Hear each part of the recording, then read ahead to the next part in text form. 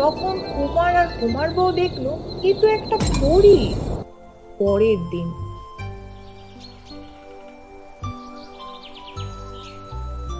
এই পরীটা আমাদের জন্য এত কিছু করছে, আমাদেরও তো ওর জন্য কিছু করা উচিত, তাই না? শোনো, তুমি আজকে বাজার থেকে আসার সময় ওর জন্য একটা সুন্দর ফুটফুটে লাল জামা এনো, আর আমি আজকে ওর জন্য রান্না করে রাখবো। ঠিক আছে। আমাদের এত উপকার করেছে, আমি ওর জন্য একটা লাল টুকটুকে জামা নিয়ে আসবো। আমাদের জন্য এত কিছু করলো। আ- আমাদের নিজেদের মেয়ে থাকলেও তো তার থেকে কোনো অংশে কম হতো না সে। আমি আমি এখন বাজারে যাই, বুঝলে?